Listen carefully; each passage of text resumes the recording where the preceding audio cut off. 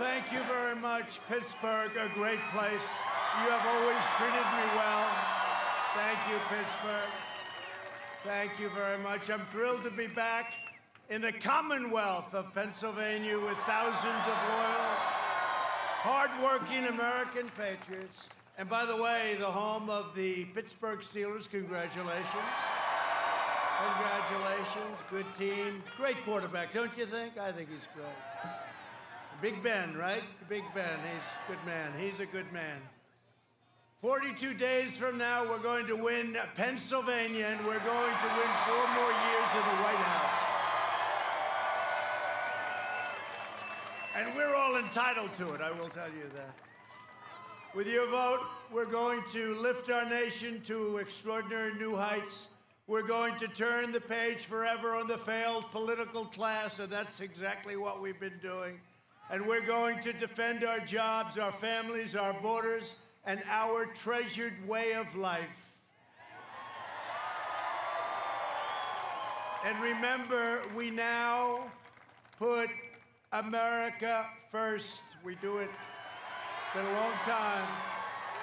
It's been a long time.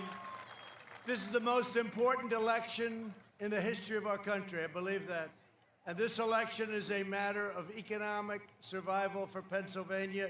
You had the greatest year you've ever had last year, and you're really on your way. We were very, very sadly disturbed by what happened with China. They let the plague out. They shouldn't have done it. But you're now on your way. We closed it up. We saved millions of lives. That's the bottom line. We closed it up. We saved millions of lives. And I will tell you, you see what's happening. You see the numbers as well as I do. You are on your way to, I think, maybe economically the best year. This next year will be the best year we've had. And the third quarter, wait till you look at the third quarter. Look at the numbers. They will be out before the election, but I predict they'll be very good. By the way, if they're not, I deny I ever said it. I deny it. But I'm pretty confident they're going to be incredible, probably the best ever. Under my administration, we proudly achieved energy independence.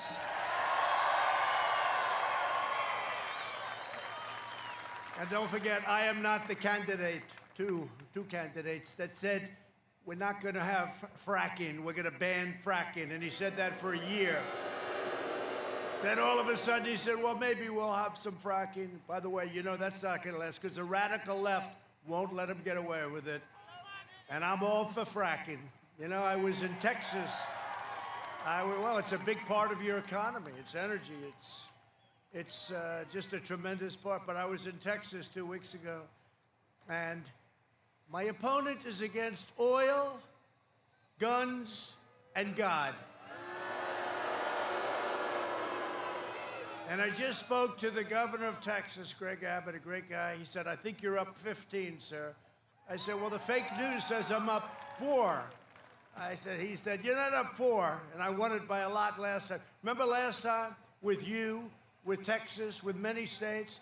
It's too close to call. We don't know. And then, boom, the polls close. They say Trump won, Trump won, Trump won.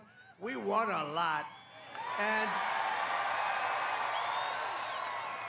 And I won Pennsylvania because of you. I won Pennsylvania, and you had your best year. So, I mean, that's the way it's supposed to work.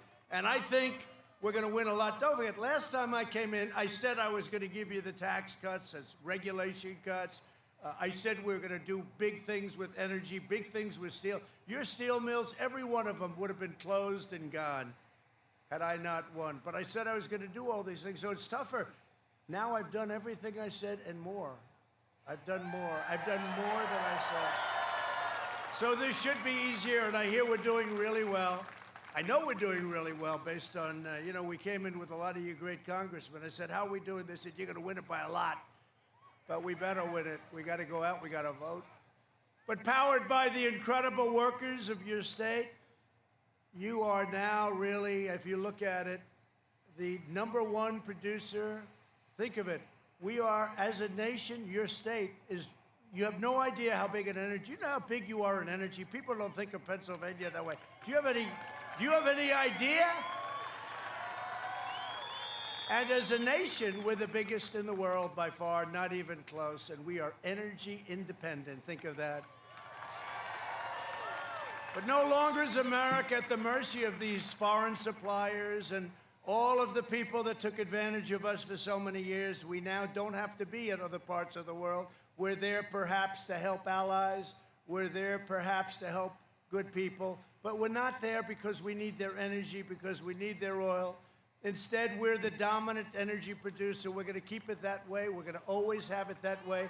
This, by the way, our opponents, they don't want petroleum products, okay? They want wind. Let's open up wind.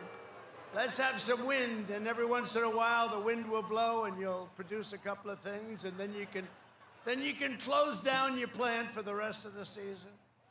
You can watch those birds fly out of the sky. Gee, I always say it's a bird graveyard under the windmills.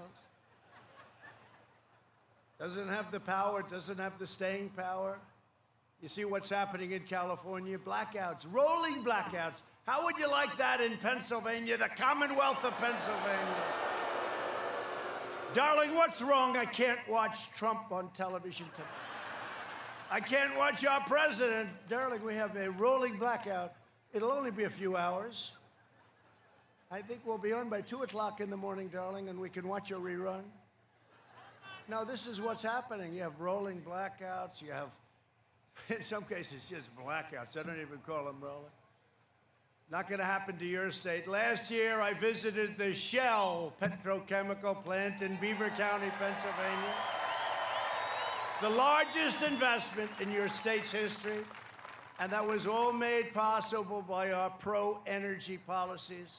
And we've done it a lot in Louisiana. We're building some of the largest plants you've ever seen, largest in the world, and it's incredible, all related to energy.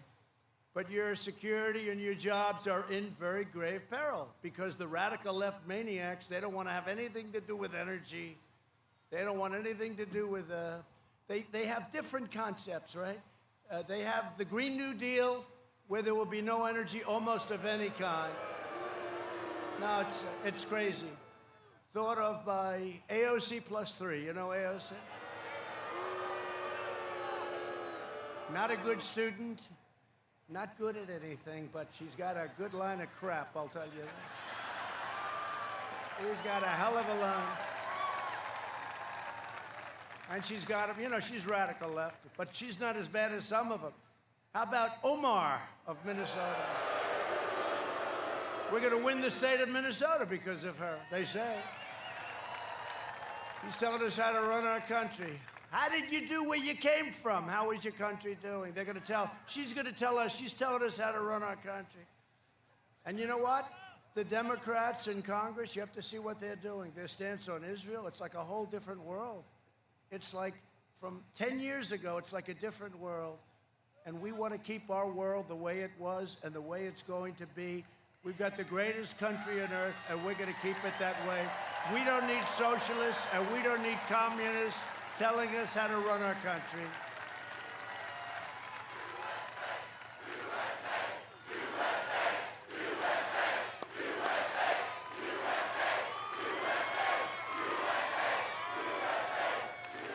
You know, I do this every night, and a lot of times it's a waste. I did it last night.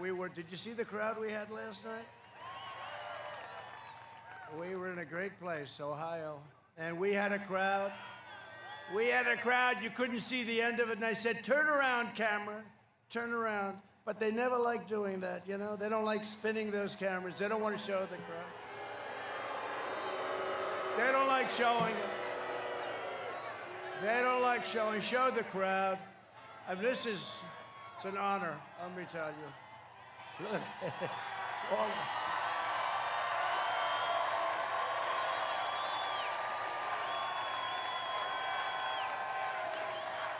Look, you know, I used to think there was a difficulty, like it was a new camera that can't turn.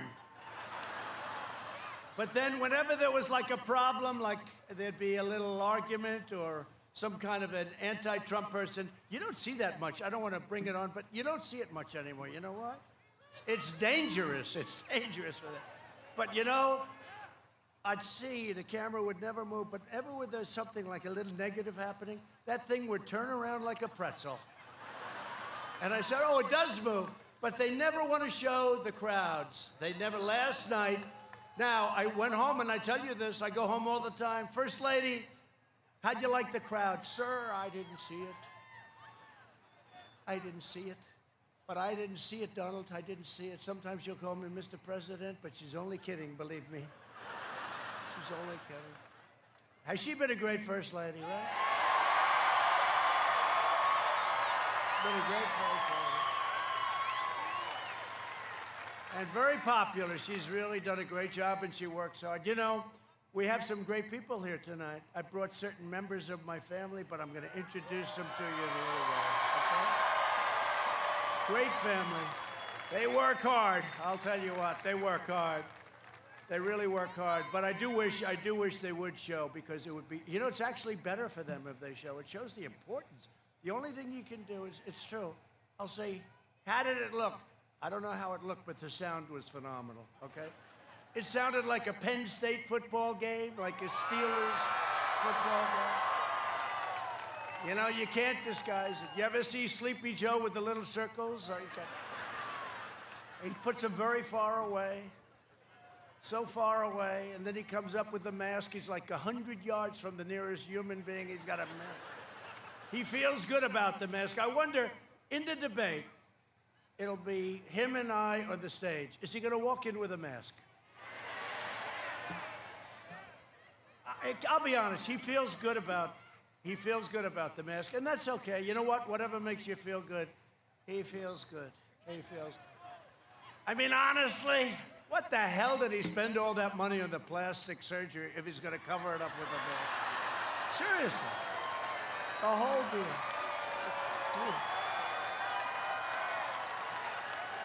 No, I think he'll come in with a mask. I don't know. I have no idea. Well, the question is, will he leave it on during the debate?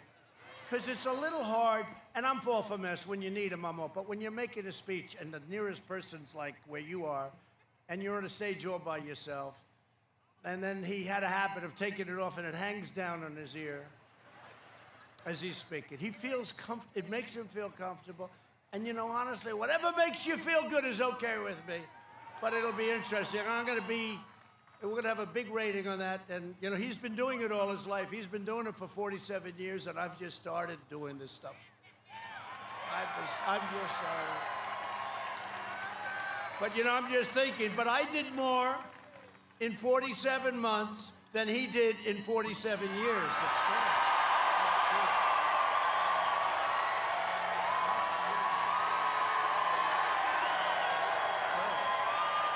You look at what we've done.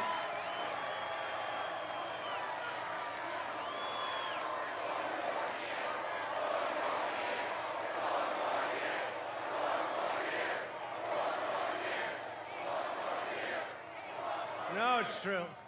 That's actually true. He did a lot of negative stuff, too. You have to deduct that out.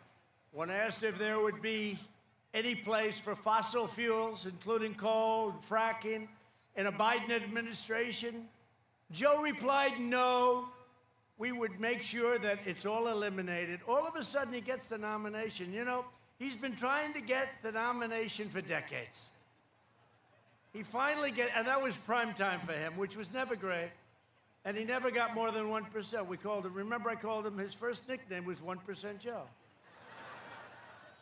And frankly, had Elizabeth Warren been loyal to her philosophy, which is radical left, socialism, perhaps communism, I don't know, perhaps. It's verging on communism, right? But had she been loyal, she would have left, she would have quit, she had no chance, she was out, Pocahontas, she was gone. Remember I said, I have more Indian blood in me than you have, and I have none. And I'd love to have some, but I don't happen to have any. And then she choked, and she went out and got a test, and she announced she had 1,024th, right? 1,000. That means, like, I said it last night, that means around 700 or 800 years ago, somewhere there was a little bit of a relationship going. That's okay. 700, 800 years ago, maybe. What a phony she is, huh? Isn't she terrible?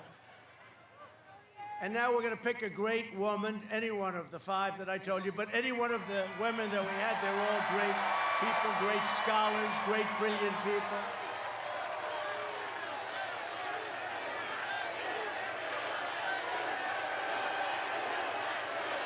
A lot of people. No, they're all great women. They're brilliant, great scholars. By the way, while I'm here, would anybody prefer that I pick a man? Is there any man that has the courage to raise your hand? There's one right there. I got one. We found one. Now, we're going to pick an incredible woman, brilliant woman, and watch the abuse that she will take. Whoever, the decision's going to be announced on Saturday, 5 o'clock on Saturday, at the White House. And you see, we have tremendous Republican support. 2 people, you know, always got to be 2. Always got to be the 2, those 2. We have great support from the Republican Party, tremendous support. It's never been this unified before, ever, ever. In the fake impeachment, we had 196 to nothing Republican support, and we had 52.5 to a half in the Senate. Who was the half? I can't imagine. I can't, but he was very good today, I have to tell you. He was good. Now I'm happy. Thank you, Mitt. Thank you. No, he was very good. Very positive statement. But days ago, Biden reiterated his pledge to require net zero carbon emissions. That's basically saying, you know what that is? There'll be no more oil, there'll be no more gas, there'll be no more nothing, there'll be no more industry, there'll be no more country. That's what it's saying, really. And that would instantly shut down all fracking and all mining immediately in Pennsylvania, sending your jobs overseas, sending your money to somebody else, not you. And I'll keep your jobs in Pennsylvania where they belong, and you're going to be doing fracking for a long time. But I can say the same, because you are really big in energy, and I can say the same thing to you as I say in Texas. So they don't want oil. They don't want fracking, right? They don't want the energy that we know that powers these massive plants, because the other stuff is wonderful. It's not going to do it. It's not going to do it. So they don't like oil. They don't like the gas. They don't like God, religion. The churches are closed. How about these states? You know, they still have churches closed. And by the way, your governor hasn't been so great. You know that, right? Are your churches still closed? They're still closed. They're doing it for a reason. By the way, November 4th, they'll announce we've decided to open up, okay? They're trying to make our numbers as bad as possible. So California's closed, Pennsylvania's closed, North Carolina's closed, Michigan is closed. That's another beauty right there. Michigan's closed. And then they have these fake ballots, millions and millions of ballots. By the way, when you see shenanigans, please report it to your authorities, okay? The real authorities. They're watching, and the authorities are watching. But please report it. But when you look at it, really, it's amazing. And they're trying to make our numbers look bad. But even with numerous closed states, and you notice also law and order, right? Law and order. The red states, the Republican states, they're working great. Record low crime, record low. But Democrat-run states, you look at Chicago, you look at New York. New York has gone through we have to bring back, we should draft Rudy Giuliani, okay? Let's bring him back. Draft him. We want Rudy.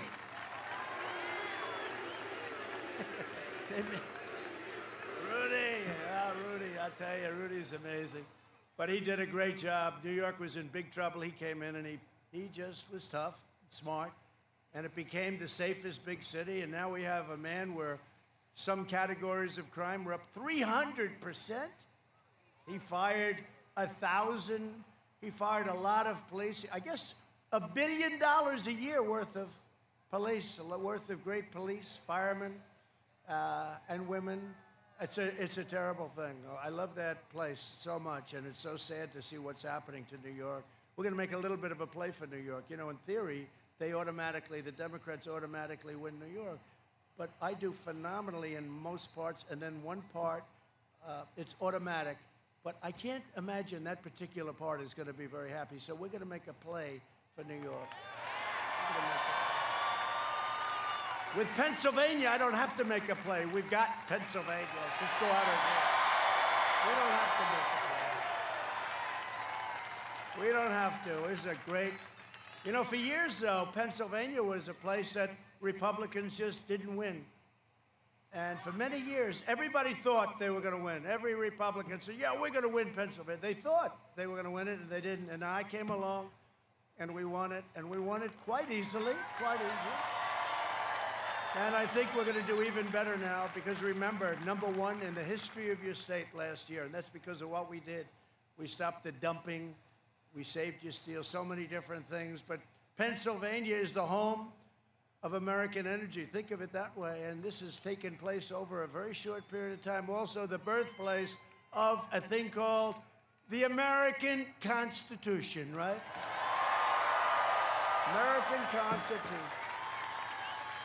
And to uphold our Constitution as written, as opposed to as conceived by some radical left judge, I will soon be announcing that nominee. You're going to love it. You're going to be so happy. If you don't love it, don't vote for me, okay? If you don't like it, my opponent refuses to release a list of justices. You know, I was told that a big thing when I was running last time, nobody really knew me. They knew me very well. We had great success at The Apprentice and in business, and it was great. But they never knew what kind of a judge I would pick or to be a justice, right? A justice of the Supreme Court. And I said, well, what am I going to do? How am I going to solve that problem? But, you know, I was in politics never. Don't forget, when I ran, they said, no, he's inexperienced, you know. And I ran against some very talented people, some of whom are very good friends of mine, some of whom I don't like too much. You know, when I don't like somebody, it lasts for a long time. But I said, well, how do we solve that problem? I don't know. They just weren't believing. You know, the appointment of a United States Supreme Court justice was much more important to the voters than I thought. And they're right, because they will set policy for 50 years. They'll set policy, whether it's life, whether it's Second Amendment. Your Second Amendment, if I weren't president, you know the pressure. Your Second Amendment would be obliterated. It would maybe be gone, but at a minimum, obliterated. They haven't touched your Second Amendment, not even touched it, because I'm here to block. I'm a blocking force. I'm like a lineman for the Pittsburgh Steelers. I'm a blocking force. No, they haven't touched it. But your Second Amendment would be under siege. So nobody knew. I never knew. You know, you hear about Supreme Court. You know about Supreme Court. You know about other judges. By the way, at the end of the first term, we'll be close to 300 federal judges, including Court of Appeals, which I think is a record. I guess it's a record. It's a lot. That's a lot. Nobody's done that. And very important, no, it's a record. Think of that, 300. That's a big percentage of the entire judiciary. Think of that, 300. And many, many Court of Appeals judges, but 2 great Supreme Court judges or justices, and now we're going to get a 3rd. Can you imagine our enemies, 3 in one term? So many presidents, they just don't have the chance, and it's so important. But I said to my people, I said, so if they don't believe me, what I'll do is I'll make up a list of 25 judges or people, and we'll tell them I will only pick from that list. They said, that sounds like an interesting idea. This was my idea. You have to be, you know, when you've never run for office before, you have to have a little bit of imagination. So I got out on a list. I named the people got, and I said, and I promise that I will pick someone like the people on this list. And it didn't work. It went nowhere because they didn't trust it. They didn't trust. They said, we want you to pick the people on the list, not somebody like the people on the list. So I went back the next week. I said, I will pick somebody that's on this list. And they were all great judges for the most part, I think almost entirely, but judges, and really respected, conservative, believers in our country, solid, incredible people. And as soon as I did that, things went through the roof. It was amazing how important it was. By the way, would you stand up with that beautiful jacket? I love that jacket. I love this guy. How many times, how many events? He's been to a couple. That's really great. Thank you very much. I've seen him before. He's been here a couple of times, like about 90. Thank you, man. That's really nice. I'm going to get one of those jackets. By the way, and you know the wall, yeah, 330 miles. 330 miles. 330 miles. And yes, we have a great relationship with Mexico. And, you know, they keep saying, yes. First they said he'll never be able to build it because I had the Democrats were just brutal. I made a terrible mistake. I said it last night. I should have said, we will not, under any circumstances, build a wall at our southern border. They would have given me all the money in the world. But stupidly, I said, we will build the wall. And the Democrats said, let's not give it to them. But we won. We won court cases. We won. In fact, I won so much money, we could build 4 walls if we wanted. So then they said, all right, they've lost. I mean, so by the way, we're up to 330. The exact wall, their dream choice. You know, I said to the Border Patrol, I love these people. They're great. ICE, the Border Patrol, what they do is incredible. They're incredible. I said, give me your dream wall. As long as we're building it, we might as well build the wall that you want. Let's build it right. Sir, we have to have vision. We need steel and concrete. I said, how about one or the other? They said, no, sir, we need steel and concrete. We need steel, and inside those poles, we have rebar and we have concrete, right? And they're 30 feet tall. We need all sorts of things. We need them to be wired. I mean, I won't tell you why they're wired, but they're wired for a reason. They're all wired up, and they're incredible. But you know what? We got the wall. Nobody could have done it. So once we had the wall and it started going up, and then we hit 100 miles, 200 miles, now we're at 330, and we're building 10 miles a week, and it'll be finished very soon. And we have the most secure border in terms of drug trafficking coming along, and we've done phenomenally well because that's a lot of the territory that we need. We're going to go up to probably a little bit over 500 miles, so we're at 330. But once they saw that I had it, they said, yeah, but Mexico's not paying for it, okay? But they are paying for it. Mexico's paying for the wall. They are paying for it. They're paying at the border. They're paying for the wall. You know, all those trucks that go back and forth. They're paying for the wall. So the Democrats said, yeah, but Mexico, they always have to find something, right? And you remember what I used to say, that if they fight us, remember people would say, what happens if they fight you on the wall? What happens if they fight you right to hell on the wall? I said, the wall would get 10 feet taller. Do you remember that? Took a little hit on that. We took a little bit of a hit, but that's okay. The wall is a tall sucker. You don't want to get up to the top. They look down, they say, oh, yeah, how do we get down off this? It's tall and it's strong and it's great, and we appreciate it because Mexico has been working with us very closely. They have right now 27,000 Mexican soldiers on our southern border making sure that people don't come into our country. I want to thank the President of Mexico. Very helpful. So I made this list of potential justices, and I'll tell you, it all changed. Now I'm asking Sleepy Joe Biden to give me a list, and he doesn't want to do it. You know why? Because he can only put super radical left judges on people that would destroy your country, people that would destroy your country, and he knows that he's not electable. He shouldn't be electable anyway, you know what I mean? This is the worst candidate. You know where he is today? They have a thing called the lid. I don't even know. Do you know what lid stands for? Lid. He put out a lid today early in the morning. Lid means he's not going to be anywhere today. I'm working my ass off. I'm in Ohio. I'm in Texas. I'm in Florida. I'm in Michigan. I'm in Wisconsin.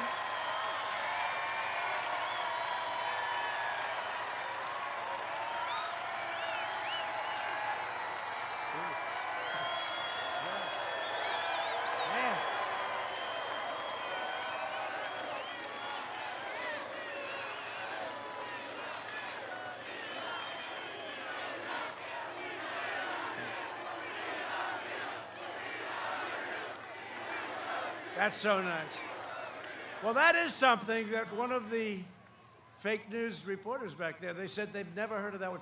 There is a chant that's going on the last 6 or 7 rallies saying, "We love you." That's never happened to a politician before. Am I a politician? I don't want to be a politician. I don't think of myself as a politician, but it really is. I appreciate it. And I don't think it, I've never heard it. I liked Ronald Reagan, but they never said, "We love you." Maybe they did. They're going to try and find out. Then they'll say, "President Trump lied last night." Because 40 years ago, I remember. But no, nobody's ever heard that one before. And I appreciate it because it is reciprocal. Thank you very much.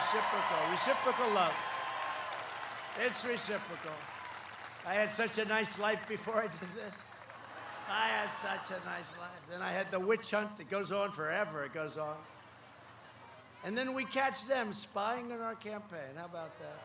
Think about it. Let's see what happens to them. But we caught them spying. All of that, you know, the whole big deal. And then the guys that were doing the investigation, they have their 31 different phones. They were accidentally wiped clean. 31 different phones. I think it was like 19 different people. And they all did the same exact accident, which if you knew anything about phones, it's almost an impossibility to do it once, let alone 31 different times. So we caught them, and that's called obstruction. We have to remember, that's called obstruction.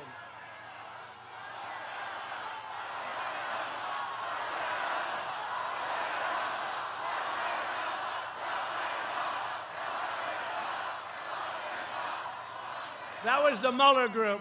That was the Mueller group. All those phones there wiped so clean. And you know, Hillary got a subpoena on the 33. I said, forget about these things because you'll find them. They have them. They're in the State Department. I have no doubt about it. They're in the State Department. But they'll get them. But you know what? 33,000. They have a request from the U.S. Congress. Right? That's not bad. U.S. Congress, they send a subpoena. Very, very important. And after getting the subpoena, she deleted all of her emails and acid washed, and then she took her telephones. I've gotten rid of phones too. I threw them away, right? She took cameras and she beat the hell out of them with a hammer. And then threw them away. And they found a couple of them. They were not in a pretty, she was very angry, obviously, if she did the hammer work. But if anyone else did this, see, there's a protection. There's a dual level of justice, but we're getting down to the bottom of it because it's not fair to us. Not fair to us. She deleted them on the basis, 33,000 emails. She deleted them on the basis that it was all about her daughter's wedding, Chelsea, and also yoga classes, right? 33,000 emails on yoga and a wedding. I don't think so. And Comey said, "Oh, that's okay. That sounds like a good reason." That's Comey. That's another beauty right there, that Comey. Well, we caught him. We caught him. Very smart move. Getting rid of that guy was a smart move. But we caught him. Listen, we caught him. They were spying on the campaign. They were doing actually worse than that, but nobody's ever done a thing like this. So let's see what happens. But we caught them cold. We got so much stuff. Remember the insurance policy, right? From Strzok and Page, 2 lovers. You know, they were very smart. They would use the public servers. They'd send it over the public wires because they didn't want to be caught having an affair, so they went over the public. That was a very good thing for us, wasn't it? Darling, darling, darling, please. She's going to win. She's going to win, isn't she? Peter, only you can save us. Peter, she's going to win. Yes, darling, she's going to win. I know. 100,000 to nothing. Remember that? Actually, it was actually 100 million to 1. So this was 100 million to 1. This is this idiot. So listen. So darling, please tell me again. Yes, 100 million to 1, she's going to win. But just in case she doesn't, we have an insurance policy. Now, that only means one thing. And we went through the insurance policy, and we caught them. So let's see what happens to these treasonous crooks, these terrible people. And they put our nation through turmoil. But I just want to thank, a lot of people were very unfairly treated. You look at General Flynn, look, he's still going through it. Can you believe it? But a lot of people were unfairly treated by a bunch of treasonous, horrible people. And they used the intelligence agencies of our country to try and steal an election and to try and do a coup. When you think, I mean, who would ever think this country, but that's all you can say. I mean, some people would say, well, that's a conspiracy theory. No, just take a look at the records. So it's just a very exciting, for me, it's a very exciting thing because we found something that nobody would have thought possible. Now let's see what happens. But we have them called. They spied on our campaign. It's our campaign. And if you want to save America, you have to go out, get out, and vote. This is the most important election. In just 3.5 years, we've secured America's borders, which makes them very unhappy, rebuilt the awesome power of the U.S. military. We built a military. It was totally depleted when I took over. We built a military. $2.5 trillion we spent, all made in the USA, the greatest equipment, the greatest planes and rockets and missiles, and our nuclear. I hate to even mention the word, and hope to God we never have to use it. But we have the most powerful weapons in the history of the world. And we did that over a very short period of time. Weapons that are so powerful that we're the envy of the world, but I never want to use those weapons, and hopefully we'll never have to. You know the way you don't have to use them is when you have them. It's when you have them, but nobody's ever built a force like what we have. And you know, the newspapers and the press and the fake news, they went and said, he just gave away classified information. I said, no, I will look you right in the eye. Let me tell you, first of all, I'm allowed to do it. I'm the president, so I'm allowed to. I'm the only one that's allowed to. But no, I didn't give away. I'm just telling you, most powerful weapons ever produced, we have. And other countries know that, and it's a good thing that they know it. And I don't think we'll ever be using them, and I hope we don't. I hope to God. I use the word God because they refuse to use the word God in their Pledge of Allegiance, right? Twice. I use the word God. I hope to God we never have to use them. But I obliterated the ISIS caliphate, which was all over the place, 100%. Remember, I got it down to 99%. They said, you got to go 100. I said, let's get out of here. We're bringing them all back home. Everyone's coming back home. Long wars. The never-ending wars, right? The endless wars. We fixed our disastrous trade deals. They were a disaster. Brought jobs and factories back to Pennsylvania under 16 years, and think of this.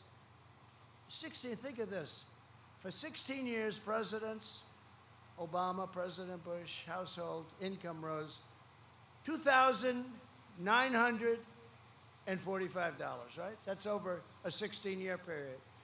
In 3 years, your household income rose almost $10,000 when you include energy. You have to include energy. Without energy, almost $7,000. But we have to include energy. I mean, how much are you paying for your gasoline? You never saw $2 gasoline. You're less, right? It's less. They go up, it's less. Now it's a big difference. What is it nowadays? Come on, tell me. I haven't got any gas. I haven't stopped recently at a gas station. 15? Okay. Because for a while it was way under 2, and we're going to keep it there. We have so much. We have so much. In my first 3 years, we lifted 6.6 million people out of poverty, the largest poverty reduction in the history of our country, by far. We built the greatest economy in the history of the world, and right now we're doing it again. You know, I see all these hats. Make America great again. And now I'm going to say this. Make America great again, again. Make America great again, again. We saved 1.4 million jobs in Pennsylvania alone. and to fight the China virus. It's the China virus, not the coronavirus. Corona sounds like a place in Italy, a beautiful place. It's Corona. No, it's the China virus. They don't want to say it. You know, the radical left, they don't want to say it. You ever notice they're always going after Russia? Look, nobody's been tougher in Russia than me, but you say, Russia, Russia, Russia. I said, what about China? They never want to mention it, you know. They got little deals going on, I think. But coronavirus, doesn't it sound like Italy? A beautiful villa, you have a beautiful Corona. No, it's a China virus. They should have stopped it. To fight the China virus, we launched the largest national mobilization since World War II. We did an A+ job, except we did a D job in terms of public relations explaining it because we were too busy doing it. But the fact is, they wouldn't have written it anyway. It didn't matter to them. It's their little thing. You ever watch Biden?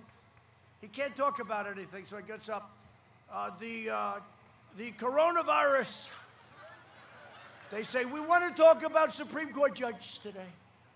Well, I don't know about that. The coronavirus.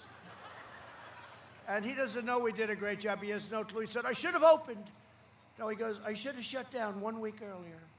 What he doesn't say is he did the worst job in the history of an epidemic or a pandemic with the swine flu. It was a joke. And what he did, his own man that was in charge said recently, we had no idea what the hell we were doing.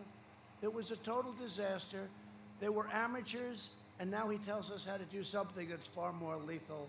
But he said they should have closed 1 week early, except when it came to closing the border, which I did, which turned out to save tens of thousands of lives. Biden criticized me until 2 months later when he said I was right. But we should have closed a week early. Think of that. We pioneered life-saving therapies, reducing the fatality rate 85% since April. Think of that. Remdesivir, the plasmas. We have among the lowest case fatality rates of any major country. Nobody knows that.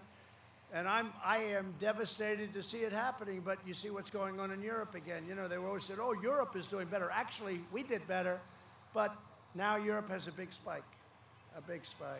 So they're not talking about that. The number of hospitalized virus patients is down by 47%. And virus patients coming to the emergency room is down, and visits are way down, visits to hospital. Europe has almost a 50% greater excess mortality rate than the United States. So, you know, they're liking to compare us to Europe. 50% greater excess mortality rate. Our early and aggressive action saved millions of lives.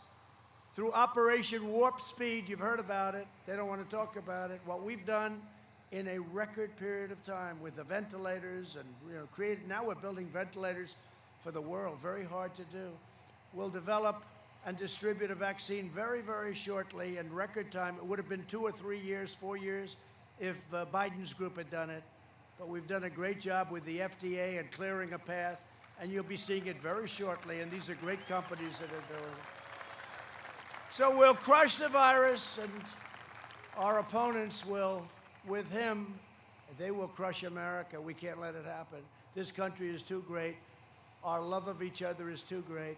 This guy doesn't know he's alive. I mean, he really doesn't. He doesn't know he's alive. You know, he did an ad on an anonymous source that said, about me making a statement about military soldiers that died. And it was such a disgusting thing. I said, the only good thing about it is now I can take the gloves off. This guy doesn't have a clue. He doesn't know where the hell he is. And they'll give him a shot or something. I don't know. He's going to get something. He'll be, you know, because I watched him so badly. He performed so badly in the debates. And then with Bernie, he was average. Not great, but he got through. And I said, what the hell is he taking? And we'd like to ask him, and I said that. We want a drug test. We'll both take it. We'll both take it. Because with Bernie, he was able to get through. But listen, I mean, it wasn't Winston Churchill. This wasn't the greatest debate, but he got through. It was fine. Him and Bernie screaming at each other. Mostly Bernie, crazy Bernie. He's not too happy. I'll tell you, did you ever see a better loser than Bernie? Oh, seriously, he's a good loser. He got terribly treated by Hillary and that group. And then it happened again with Elizabeth Warren, right? It happened again. what the Democrat Party did to him. And then you have this guy, Mike Bloomberg, Mini Mike. One question and he was gone. There goes $1.8 billion out the window. One question. I said, you think it's easy up here, Mike, don't you? Huh? One question, and that was the end. He said, where am I? Get me the hell off of this platform. Mini Mike. Mini Mike.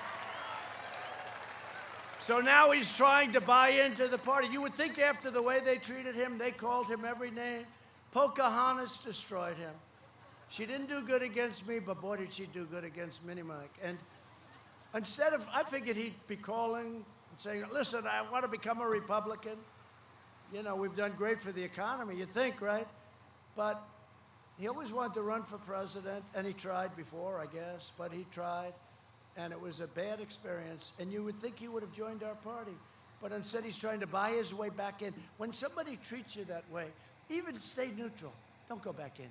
He wants to give them a lot of money to try and buy their friendship. And you know, one thing you learned about politics, I spent a fraction of the money that Crooked Hillary spent. They raised $2 billion. I spent my own money, but I spent a fraction of the money, like 35%, 30%, and we won. Nobody ever says that. It's not about money. It's about other things. There are other things involved. It's not just about money. You know, in the old days, my father would teach me, if you can win and spend less, that's a good thing. And I remember after I won, and I won decisively. Look, 306 to 223. That's a lot. 306 delegates. 306. That's decisive. We won Michigan, and we're going to win it again. We're up in a poll just now. Oh, they're going crazy. They're going crazy. We won Wisconsin. We won Pennsylvania. But my father told me, he said, if you can win and spend less money, that's a good thing, not a bad thing. That's a good thing, not a bad thing. Like if you get along with the leaders of other lands and don't go to war all the time with everybody and can come out on top without having to shed blood all over the place and destroy your families and your country. Like when I get along with Putin, when I get along with Kim Jong-un, whatever happened to the war we were supposed to be in with North Korea? Nothing happened. They said I gave away so much. I said, what did I give away? They couldn't find anything. I didn't do anything. They said, you met. Oh, I met. Oh, okay. I met. Now, you would have been in war with her. You would have been in war. But if you can spend, think of this, if you can spend less money and win, that's a good thing. So after I won, one of these people back there, right back there, in order to keep the thing going on Trump, I had won. He said, but Trump raised substantially less money than Crooked Hillary Clinton. That's because I didn't need the money. I didn't need the money. And I can call up a lot of rich guys and raise a lot of money, but I feel uncomfortable doing it. Because when you do that, it's like you sort of, it's not the same. I could call up every guy. They call me up and they say, sir, how are you, sir? Mr. President, sir, I have friends. I don't have too many friends left because I used to be comfortable. You know, you have to be comfortable with people, right? And I have friends. I have one friend, Richard. I talk about him all the time. But multiply this times 100 people. And Richard used to call me up 5, 6 years ago. Hey, let's have dinner. All right, where do you want to go? I don't know. Go to some crazy restaurant. Today, the restaurants are all closed in New York. They don't want to open them.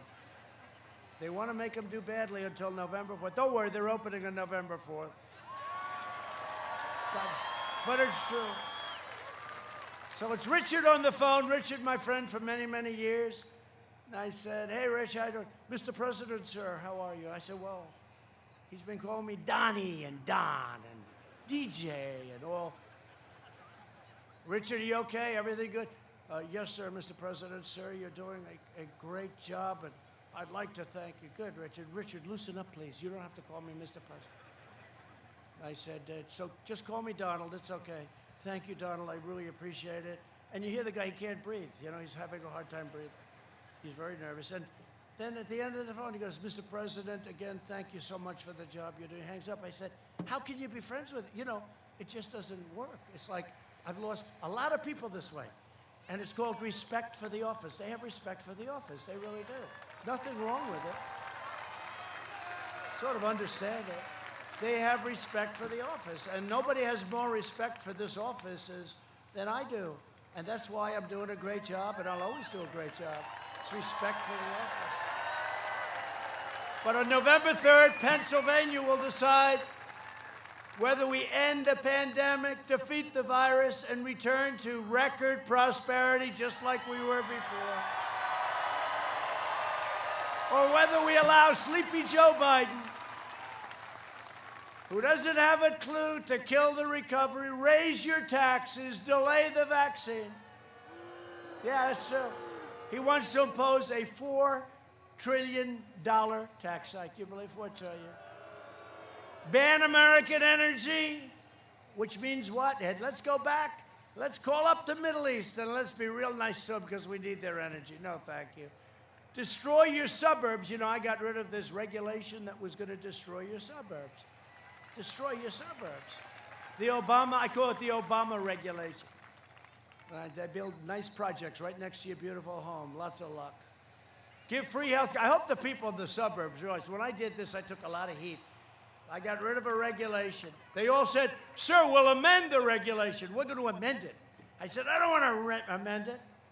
And a couple of stories were written. I wish the women living in the suburbs would read these stories. They were written by people that say, I can't believe a president had the guts to do it.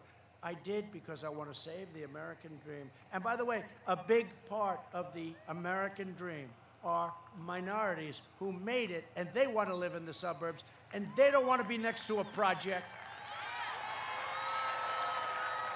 So all you people in the suburbs that say, I don't know, I'm making up my mind, and Cory Booker was the one that was going to lead it out. He was going to be the one. He wants it to be. He wants those projects to be nice and big. And I just hope you're going to remember that sooner than November 3rd, because you can do it sooner.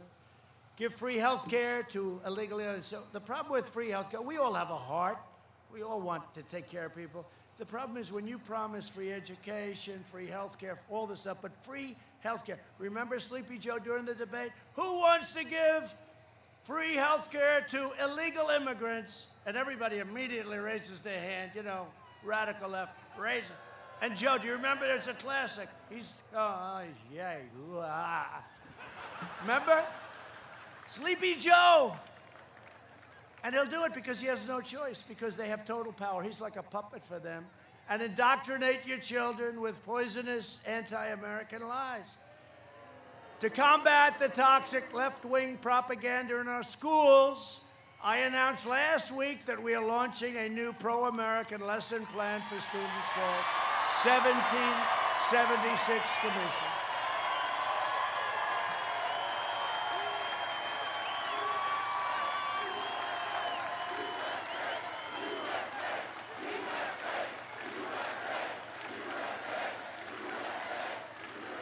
We will teach our children the truth about America, that we are the most exceptional nation on the face of the earth and getting better every single day. We're not going to let it fail. The Democrat Party has joined forces with flag burners, anarchists, anti-police people, they're extremists, agitators, and then they say, oh, no, this was a peaceful protest. This is a peaceful protest.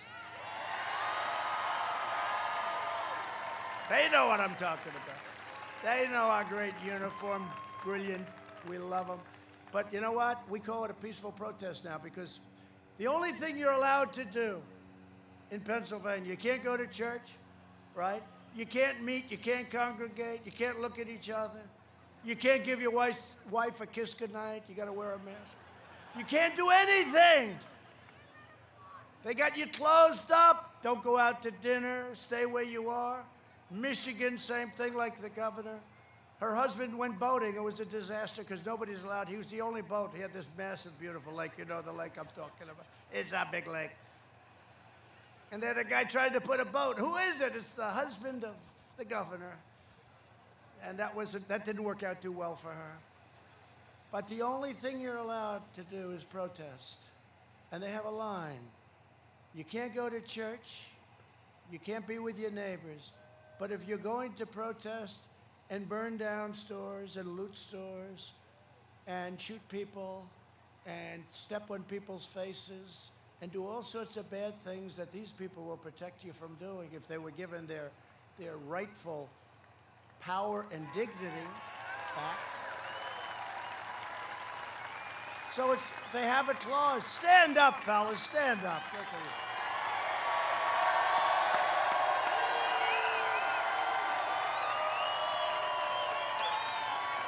They've got to be able to do their job. You got to let them do their job. Got to be able to do your job, right? They let you do your job, you'd see Pennsylvania. They had some big, bad crime numbers in your state. You let them do your job. Any state, New York's finest. By the way, I got endorsed by New York's finest. First time they've ever endorsed. And you know, that's hard when you have radical left running the city, all politicians, the mayor. And I got endorsed by the Chicago police. Can you imagine that? And I got endorsed by Oklahoma, and I got endorsed by Texas and Louisiana, and I got endorsed by Florida, the sheriffs. All the sheriffs got together, they endorsed Trump. I got endorsed by law enforcement, everybody. But how could you possibly endorse people that hate you and don't respect the job you do and don't let you do your job, most importantly? Because if they let you do what you do better than anybody else in the world, you wouldn't have problems. And these are other police departments. You look at Seattle. We said we're going in, and they immediately said, we'll put up our hands, right? It was so easy. We were going in the following day. You look at Portland. How about Portland? It's like an anarchist dream. And we're dealing with the governor, because, you know, I hate to say it, but they're all Democrat-run cities and states, all of them, every single one. The Republicans are doing great. But they have to ask, by law, they have to ask us to go in. So we did it in Minneapolis, you saw that. But this is, I mean, it was too late. Was it like 10 days? And the police are excellent, but they're not allowed to do their job. Now they wanted to fund the entire department. There's not going to be anybody to protect you. And the people are starting to go wild. And that's why I'm going to win the state of Minnesota. I'm going to win Minnesota. That's why. But you remember that beautiful day? It was 10 days late. You had these people from CNN and other places. These are friendly protests. It's a lovely thing to say. As he's getting rocks and cans of tuna fish. They go out and buy tuna fish and soup. You know that, right? Goya, I hope. Goya, he's great, isn't he? Good guy. They go out and buy Goya because they throw it. They throw it. It's the perfect weight. Tuna fish, they can really rip it, right? And that hits you. No, it's true.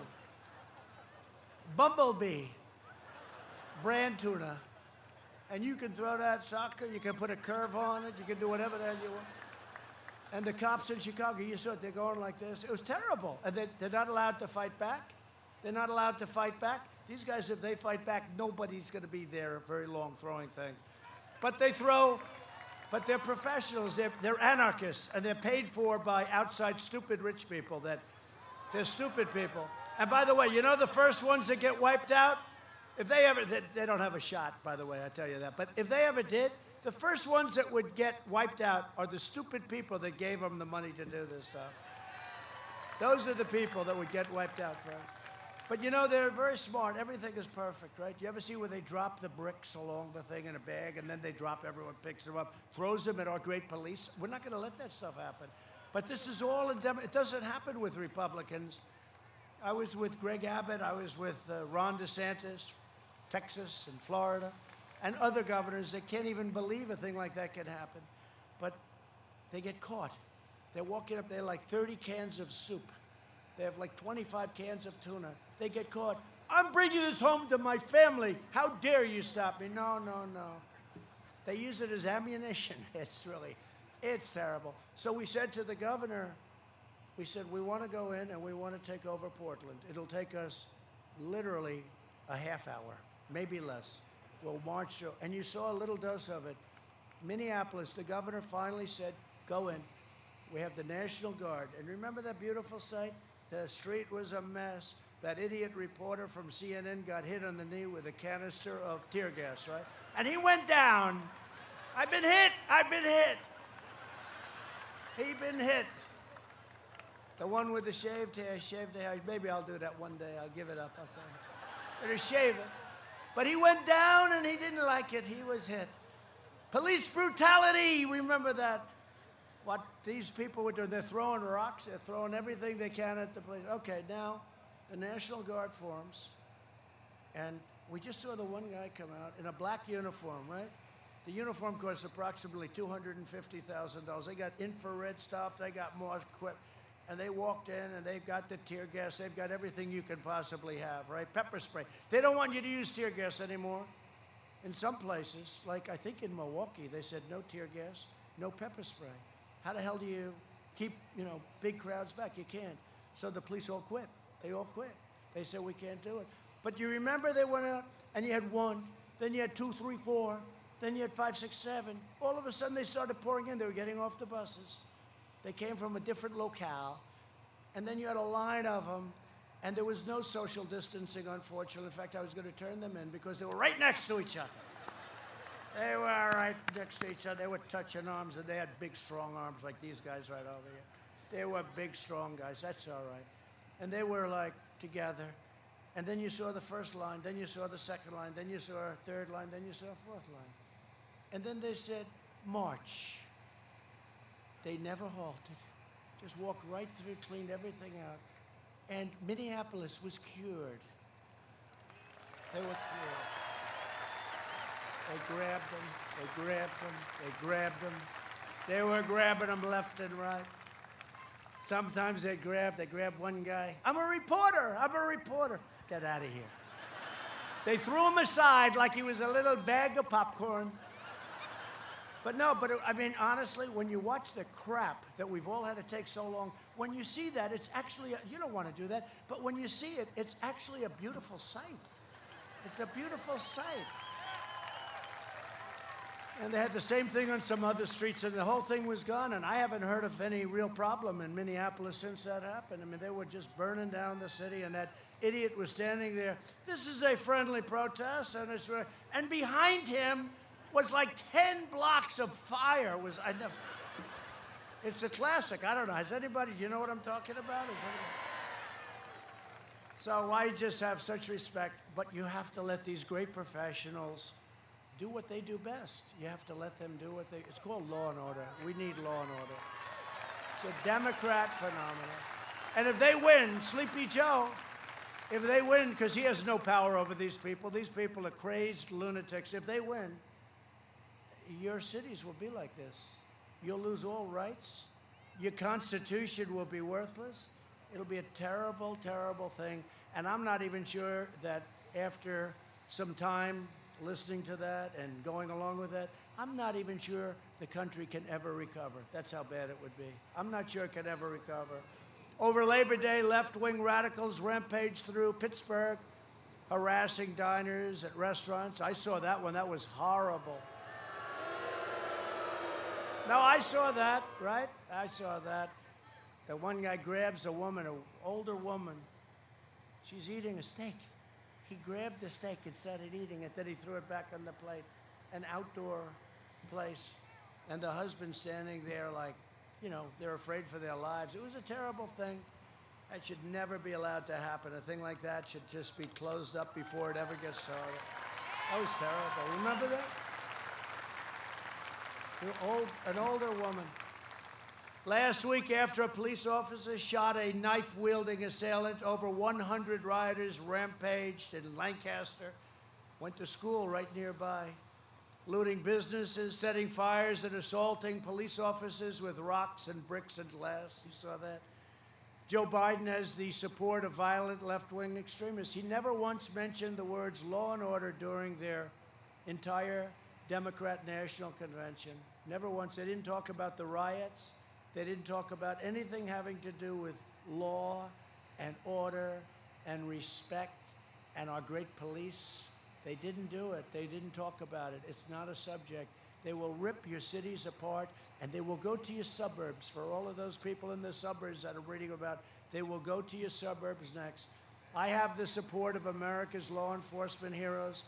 I was recently honored to be endorsed by the largest group of police and police representatives in the country. We're endorsed by everybody. We're joined by Butler County Mike Sloop.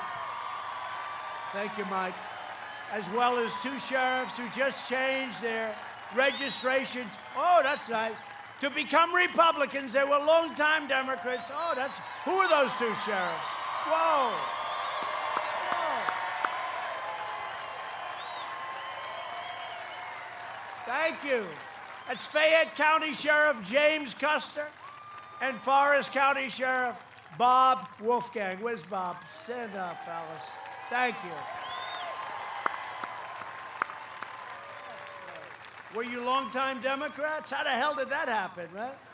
Well, this is somewhat of a phenomena. You know, this is crazy what's going on now. And it can be stopped so easily. And you guys know exactly what I'm talking about. Thank you very much. It's an honor to have you in the party. Thank you. That's great. There's a whole great group of sheriffs and law enforcement here. Also with us are Congressman Guy Reschenthaler. Guy, where's Guy? Great warrior. Where are they sitting?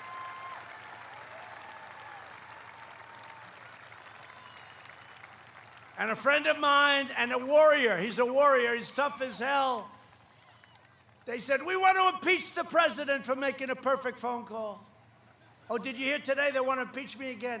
They said, if I submit the name of one of the most talented people in the world to be a justice of the Supreme Court, they want to impeach me. They want to impeach me if I'm following the Constitution. Now think of it.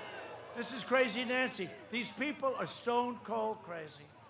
Think of it. I got impeached for making a perfect phone call. Perfect phone call. Everybody read it. Nobody to this day. And the Republicans stuck together. It was great. Also, a friend of mine, and he wanted to just rip them apart. I remember when he heard about it. He's a rough guy. And he's a popular guy, too. They love him. Congressman Mike Kelly. Thank you, Mike. Come on up here. Come on up here. Just come up.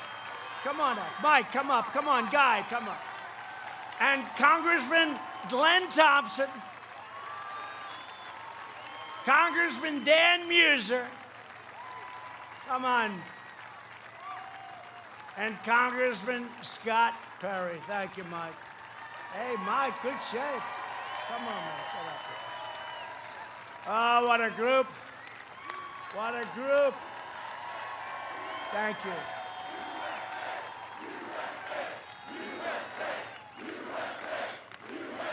Thank you. And we also have a candidate here for Congress. This is a candidate who is the real deal. He is tough as hell. He's no lamb. You know, he's no lamb. I don't know if you can get over that. This guy could get over it. He'd rip it apart if he had to. They have big security over here. That's okay. Secret Service. That's okay. Come on up here. Sean Parnell, who has my complete and total endorsement.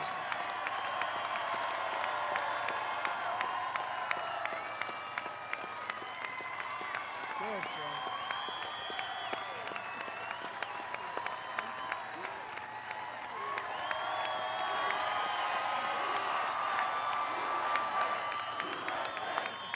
He's the real deal. You know, Connor Lamb is just a puppet for Nancy Pelosi and Crying Chuck Schumer. You know Crying Chuck? He cries every time he thinks it's appropriate. Now, I'll tell you what, this Connor Lamb turned out to be a stone-cold phony. When he was running, it's a very Trump, they like me. And I thought he was a Republican because his ads were so good. We have to respect our president. I said, this guy's doing some beautiful ads. And I found out he was a Democrat. And I'll tell you what, he's nothing compared to Sean. Sean is the real deal. Thank you, Sean. And just give a little hand, because he's done a hell of a job, to our campaign chair, Bernie Comfort. Thank you, Bernie. Bernie Comfort. Thank you. Thank you to Bernie Comfort. Thanks, Bernie. All right. While you guys are standing behind me like a beautiful curtain, well, they're not blocking Air Force One, so we could. But I have a woman with us tonight who has devoted so much. She gave up her business. She said, Dad, I'm going to come down to Washington and help you. And I love you, Daddy, and we're going to help people. And I don't care. And she was very successful in every way. And it's my daughter, Ivanka.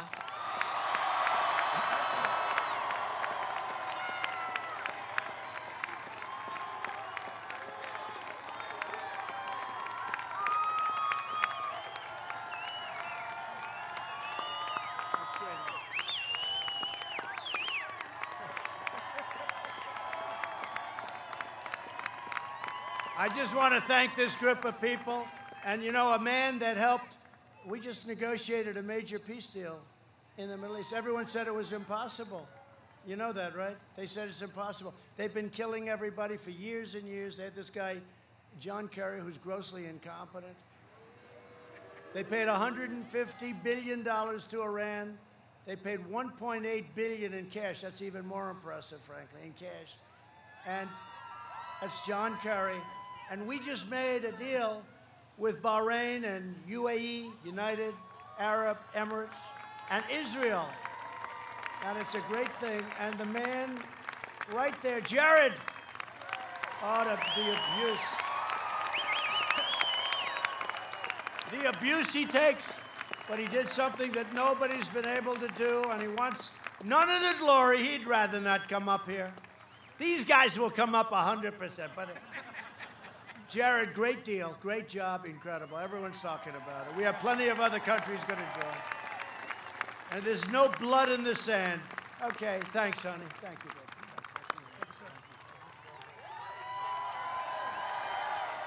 Great job.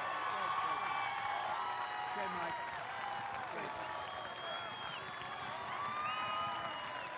Great people. Thank you, Sean.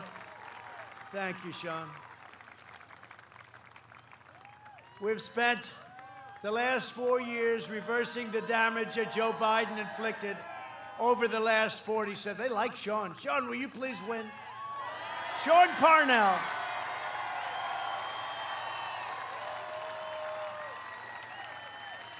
Yeah, I'll tell you, he's popular. That's great, Sean. We love Sean. But Biden championed every globalist betrayal of Pennsylvania for half a century. He was a cheerleader for the worst trade deal ever made by any country, NAFTA, and China's entry into the World Trade Organization, which built China like a rocket ship. They were flatlined for many, many decades, and then right through the roof. That was a Biden approval, too. These disasters ripped out 1/3 of your state's manufacturing jobs. You know what happened. Biden shouldn't be asking for your vote. He should be begging for your forgiveness. He did a terrible job. Now the Democrat Party is pledging to rejoin the disastrous Paris Climate Accord. You want to spend a lot of money for nothing? Eviscerating your state's economy. You will spend $1 trillion, and what it is, really, it takes away your power, it takes away your energy. You'll be closing your plants and factories all over the place. I withdrew from it, and and you know what? The people that understand, the smart people, they said, I can't believe you had the guts to do it. And I figured I was going to be absolutely killed on this one. And you know what? I'm so proud I did it, and people get it. It was a ripoff of the United States. I withdrew from the catastrophe because I was elected to fight for Pittsburgh, not for Paris. This election is a choice between Pennsylvania and China. If Biden wins, China wins. When we win, Pennsylvania wins and America wins. For decades, our politicians spent trillions of dollars rebuilding foreign nations, fighting foreign wars that never ended, and defending foreign borders. But now we're finally protecting our nation, rebuilding our cities. And we are bringing our jobs, our factories, and our troops back home in the USA where they belong.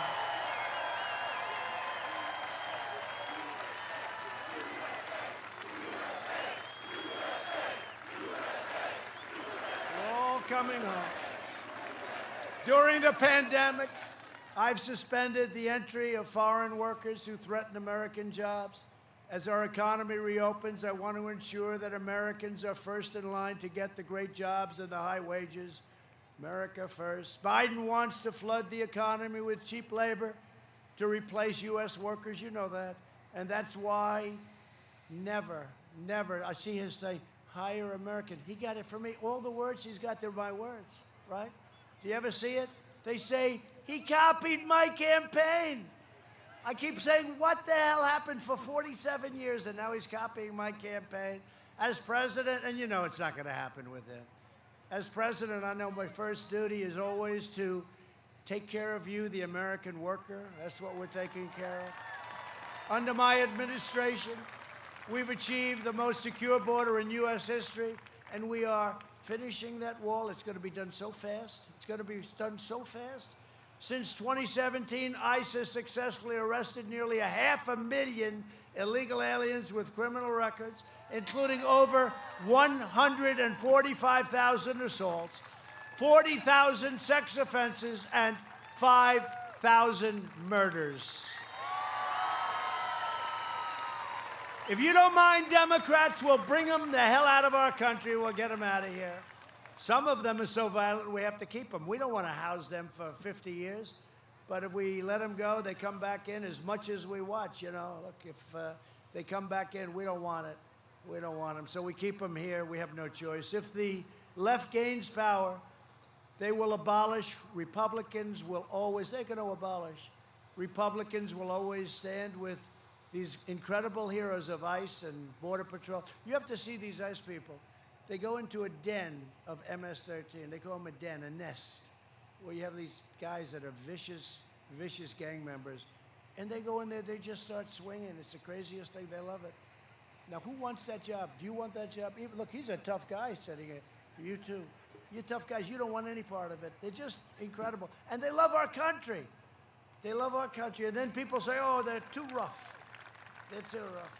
You have no idea how bad some of these gangs are, what they do. They use knives because it's more painful. They cut people up. They cut two young, beautiful girls, 16 years old. They were going home from school, and they cut them to pieces. Killed them. They're animals.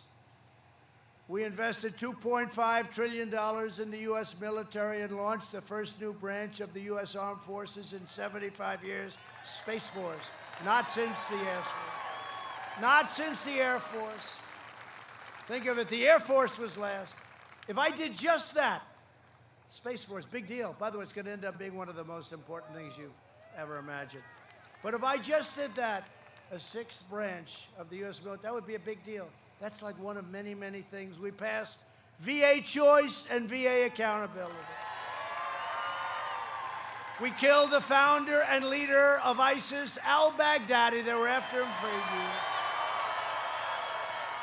We took out the world's #1 terrorist and the mass murderer of American troops and many others. Qasem Soleimani is gone. I withdrew from the last administration's disastrous Iran nuclear deal, one of the great disasters. And by the way, you know, it's practically expired. The crazy deal that Obama made practically expired. And his chief negotiator, he never left. I want this. Nope, we're not giving it to you. Okay, let's go on to the next thing. Give me this. Nope. Give me this. Nope. Give me this. Nope. He never won a point. He lost everything. It's the worst deal I've ever seen. And the only time he left the table is to go on a bicycle ride, and he crashed and broke his leg and his arm. And I promised everybody I would never go riding in a bicycle race. I swear to you. I kept my promise, recognized the true capital of Israel, and opened the American embassy in Jerusalem. I also recognized Israeli sovereignty over the Golan Heights.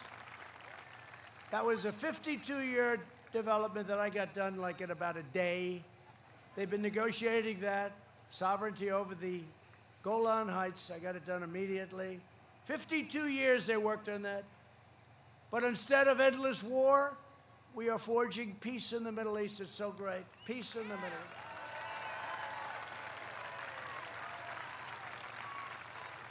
So Biden's put forward a platform that would end America as we know it. And this is true. You know, I don't think of him as a radical lefty, but basically he's controlled by them. And what about this Kamala? How about that? She's at 15%.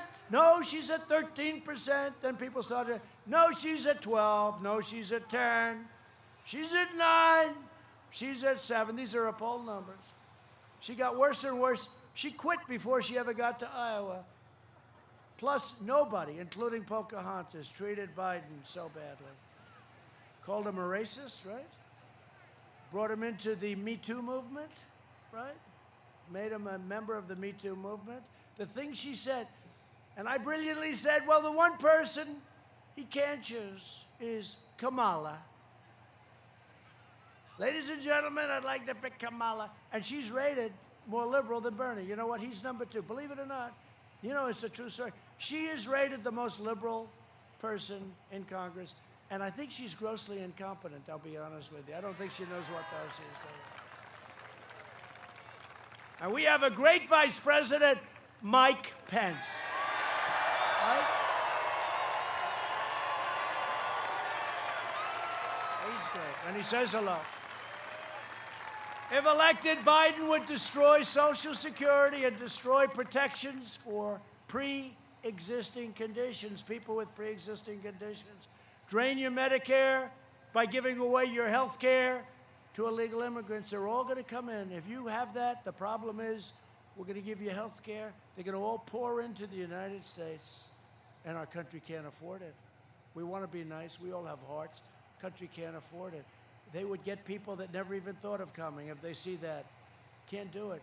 They would end our travel bans on jihadist regions. We have very strong, remember, I got travel bans. Everyone thought it was such a terrible thing.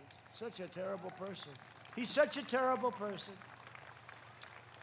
I'm such a bad guy, I got travel bans. And increased refugee admissions by more than 700%.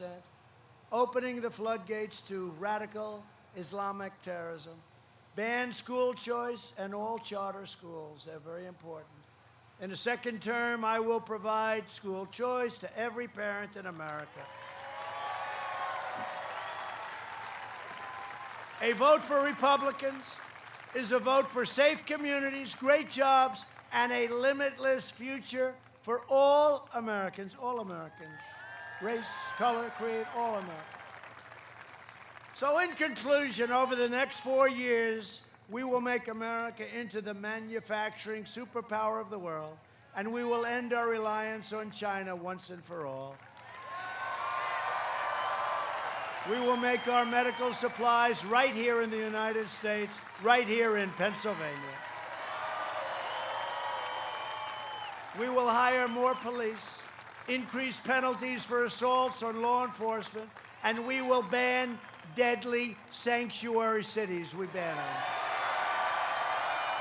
We will defend the dignity of work and the sanctity of life. Thank you. We will uphold religious liberty, free speech, and the right to keep and bear arms. We will strike down terrorists who threaten our citizens, and we will keep America out of endless, ridiculous, stupid foreign wars. We lose our youth to countries that you never even heard of, right? Never even heard of them.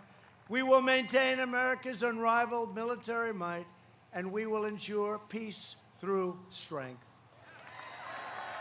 We will surprise, and think of the surprise medical building. We're going to end it. Surprise, you ever walk into a hospital, oh, gee, fix up, oh, great, then you get a bill for $2,000 for a Band-Aid.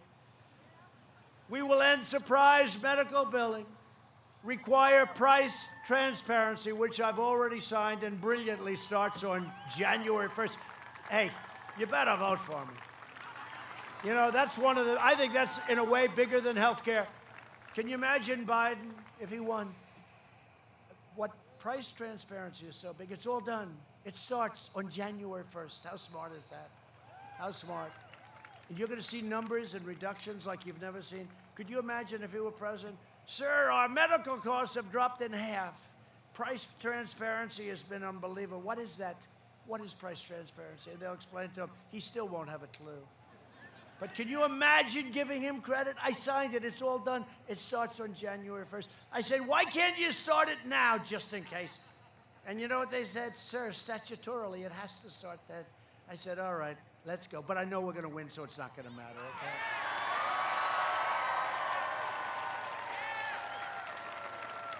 And we're going to further reduce health insurance premiums and the cost of prescription drugs. We have favored nations laws, where now we get the same price as all these nations that are paying a tiny fraction, which should have been instituted a long time ago.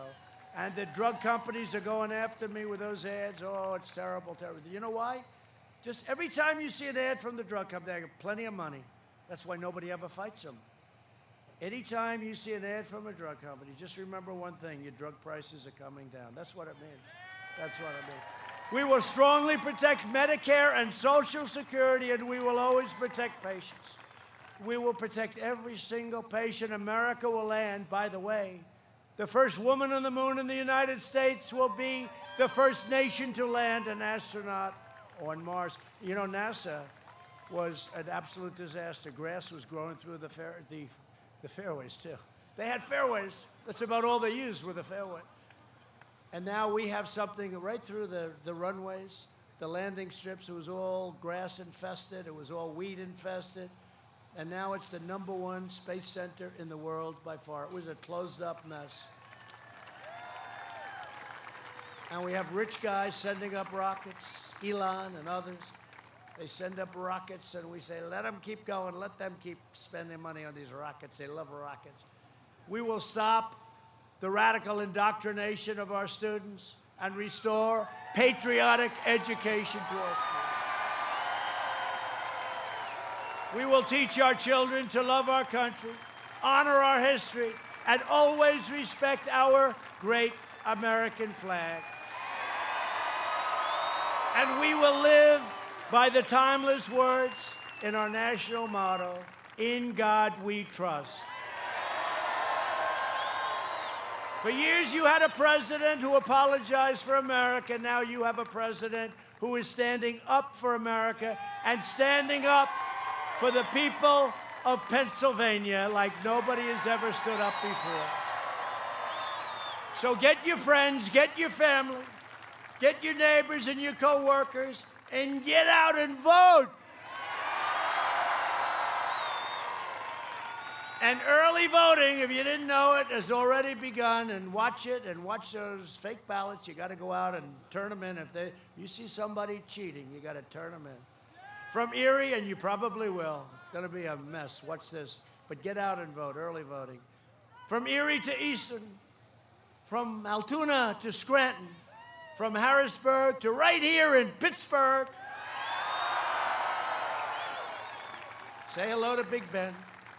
We stand on the shoulders of Pennsylvania patriots who gave their blood, sweat, and tears for their beloved country.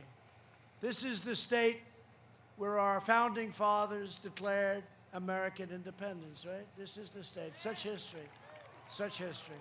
It's where the Army weathered its brutal winter at Valley Forge, I know it well, where George Washington led his men on a daring mission across the Delaware, and where our Union was saved by the heroes of Gettysburg. Gettysburg, one of the great, great, incredible sights of history. Gettysburg.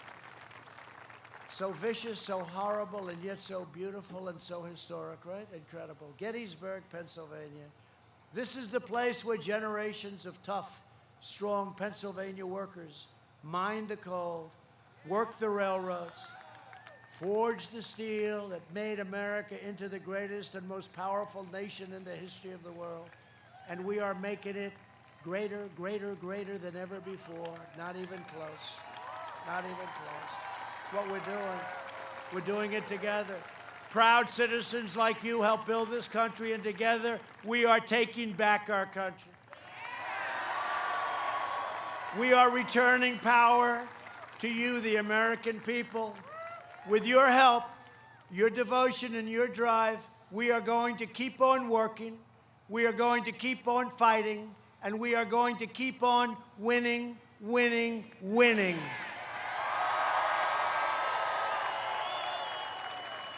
We are one movement, one people, one family, and one glorious nation under God.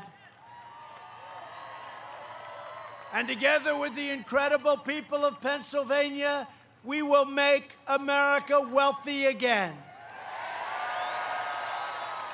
We will make America strong again. We will make America proud again.